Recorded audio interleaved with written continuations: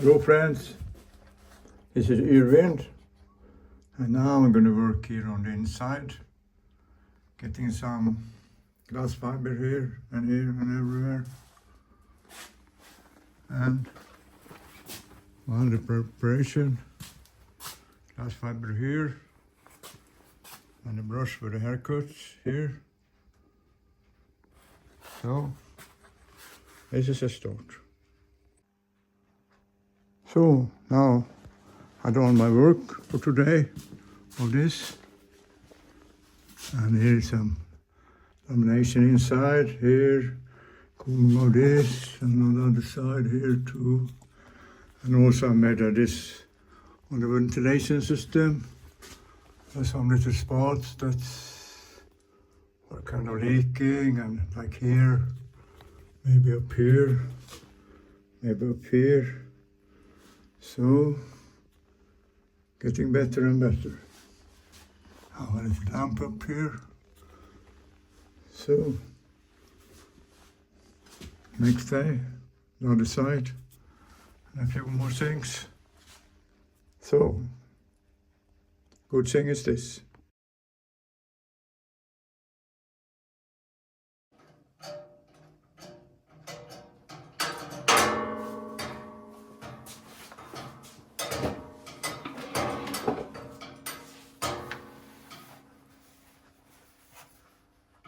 Finally, on the 8th of May, 1968, the day of departure, I was standing on the dock with a heap of luggage, wondering how to stow it all. But few things are as miraculous as a small boat's ability to swallow baggage. And after a bit of puzzling, I had found a place for everything. That Anna had no cockpit gave me much needed space under her aft deck. At 1 o'clock, I hoisted my sails and was off. There was a 25-knot north wind blowing. It was no problem, because now she was more heavily loaded. The boat had more stability than previous summer, and my course gave me a broad reach, so we sailed quite dry. The fierce north wind was cold, however, so after a while I stopped at a small island and put on an armor surplus sheepskin jacket inside my oilskin. I kept sailing the rest of the day. At 6 o'clock, I moored in a sheltered little cove. It was only 40 degrees Fahrenheit in the cabin. The cold contrasted with the long days, giving light from the 3:30 in the morning until nearly 9 in the evening. Next day, with the same strong, cold northerly wind, I continued southwards. I had one reef in the main, and my sheepskin jacket still inside my oilskin. I reached Warberg at 3 o'clock in the afternoon. That was good timing, because I had no more than gotten inside the jetty before the wind swung around and started blowing strongly from the south. I was weather-bound for a few days. The same thing as had happened on my first cruise. This early in the season, there were no other boats about. Still, I was content. Varberg, with its big library, was the same nice, friendly town. Soon, the weather turned better, and I sailed on to Halmstad, which I reached in the evening. Next day, there was a 25-knot southerly wind and driving rain. The next port to Torekov was 15 miles across the bay of Laholm.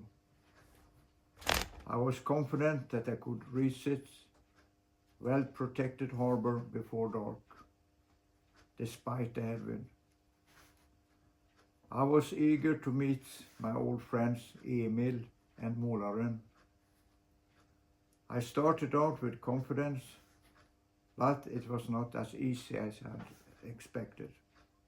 For hours, I kept beating against the dark, wind-blown waves. Rain and spray was hitting my face. Far away, I could see a blue ridge of mountains, which did not seem to come any closer. I tacked out to sea. I came about. I headed ashore once again, back and forth across the bay the whole day. I was close to shore when I heard a sudden crack. The boom hit the deck and the mainsail started to flog. The boat started drifting towards the rocks.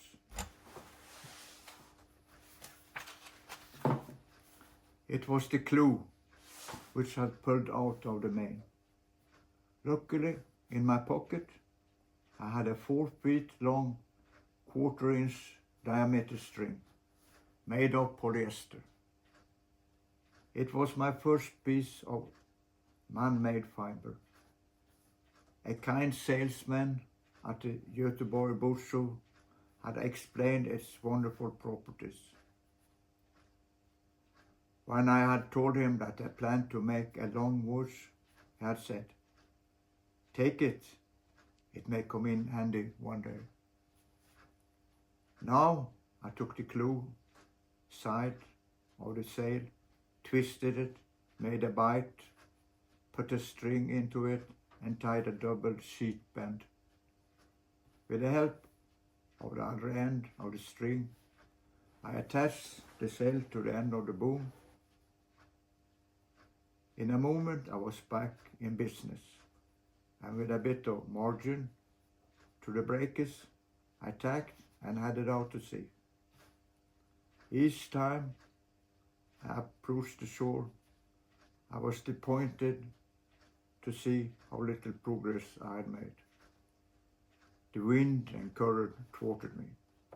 It was getting late, it was getting dark, I was getting tired.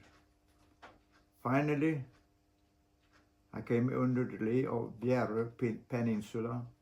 Its high cliffs sheltered me from waves. Unfortunately, they also sheltered me from the wind. I was getting concerned. The coast was wild and uninhabited. There was no lighthouse or anything else to guide me. I kept tacking out to sea until the waves became big.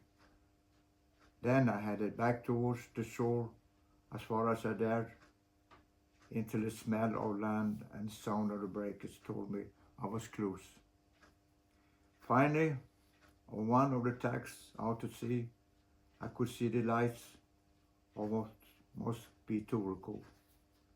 The rain was letting up, the stars were beginning to break through the clouds. The visibility was getting better, and best of all, the wind was freshening, enabling me to ease the seas, to lay a better course and gain speed. At long last, I could see Torekov, its leading lights, which guided me into a safe harbor. It was now 2 o'clock in the morning, I could see a faint light in the eastern horizon. Dawn was not far off. I tied up and went below to sleep. But although very tired, the smarting pain in my face and on my hand kept me awake a long time before I finally dozed off. After having slept my fill, I went to Emil. I updated him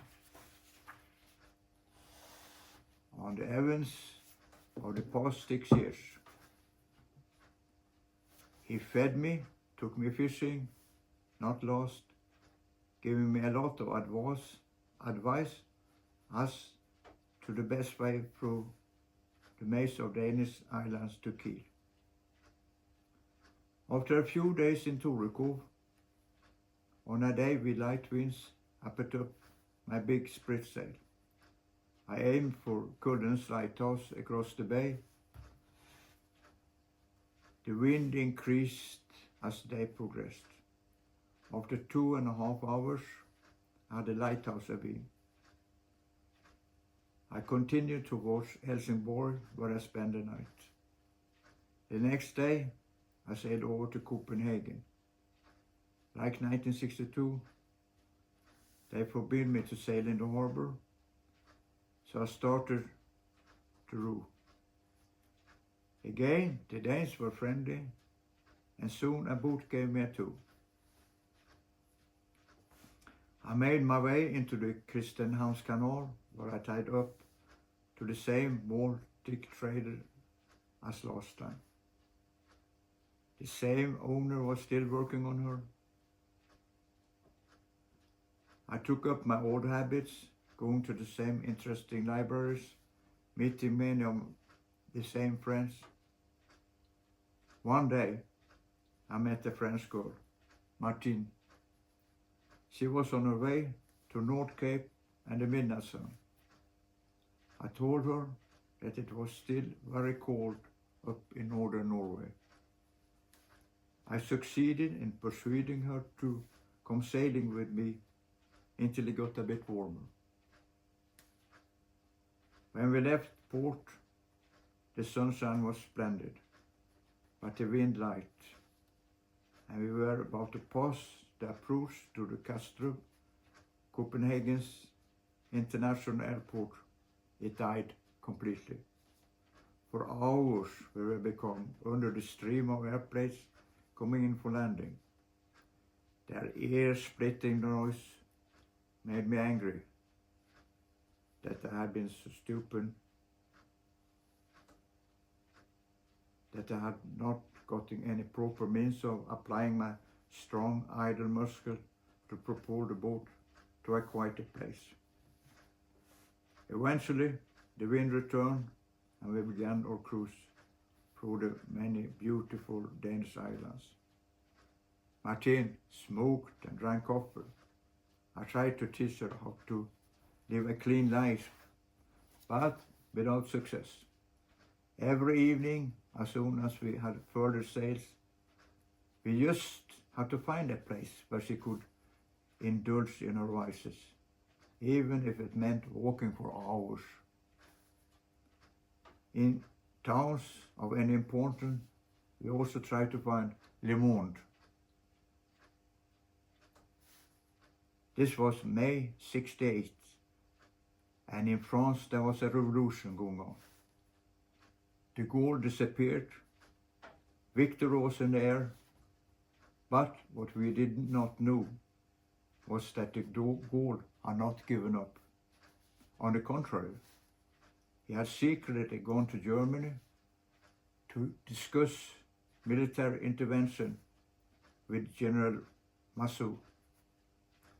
When he returned, he surrounded Paris with troops and tanks. Then he addressed the nation on TV saying, "The country is threatened with a communist dictatorship." 1 million people made a counter-revolutionary demonstration down Champs-Élysées. The riot police retook Sorbonne. the revolution was dead. And so was something inside Martin. She cried, she was disgusted. She called her compatriots moutons, sheep. The revolution, and a better word, had seemed so close.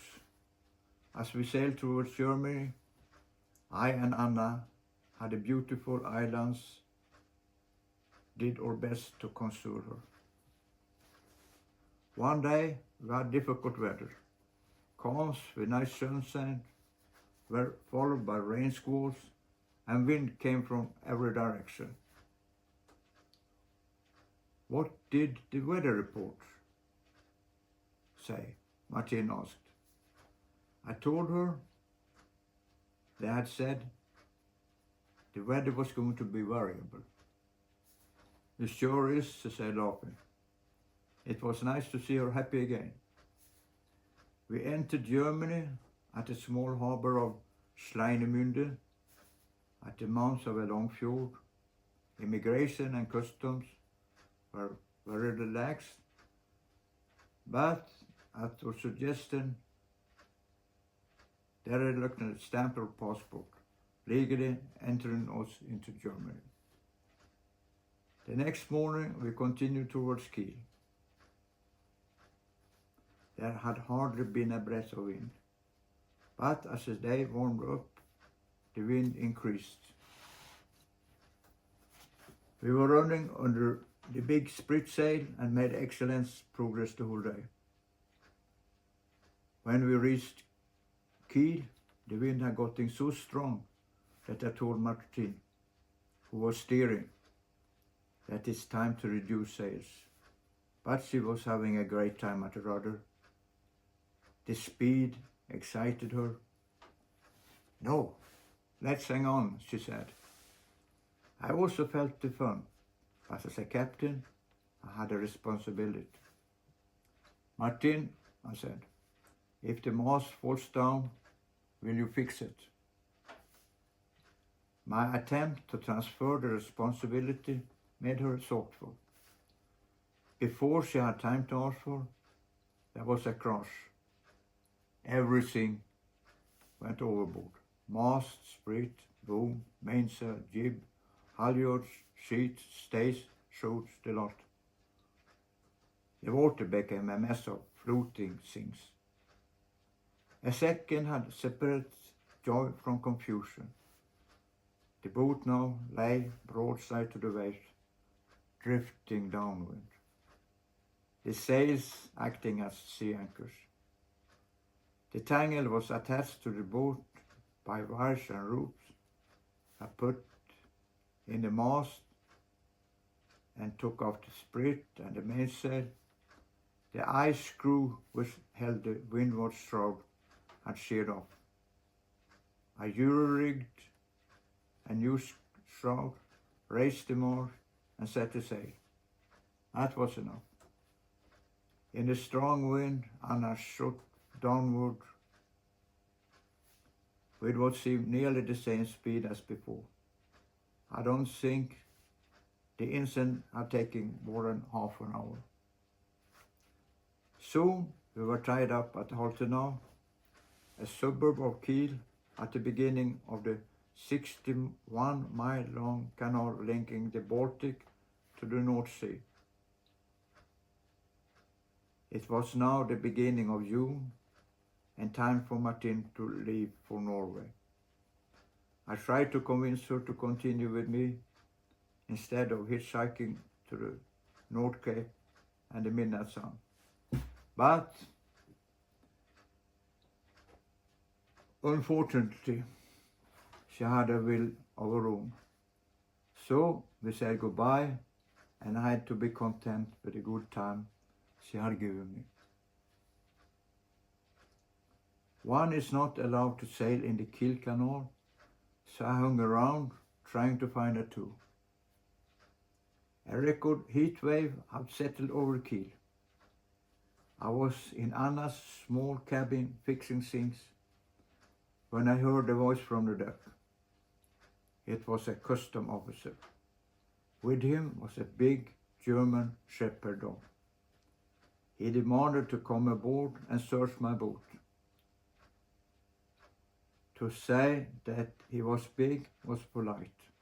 He was fat. And had a small hatch, and it did not take long before he was sweating profusely.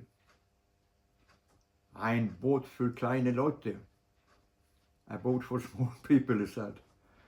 His loyalty to the state was heroic, but I knew he would not stay long. Being an idealist with a pure conscience, I'm always surprised when someone picks on me. While he was looking over my boat, it dawned on me that one day a man had flattered me by saying that he admired my boat and my courage, and that he would like to do something similar. He invited me for a meal. During our talk, the ever-present problem of finance came up. He told me that he knew of an easy way of making money. I was interested. He said that he had a small package he needed to have delivered across the border to Denmark.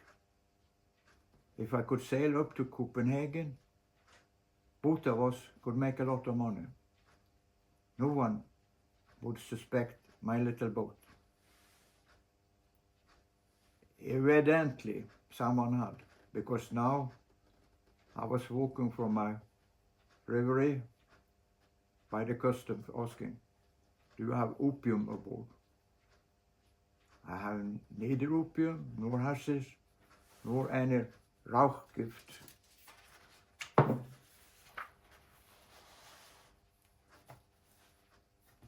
Poison. I'm a health freak, like the blessed Chancellor of the Reich, Adolf Hitler, I answered. Now he seemed to understand why I sailed a small boat. Anna's cramped cabin and the 100-degree temperature persuaded me not to linger. To be continued.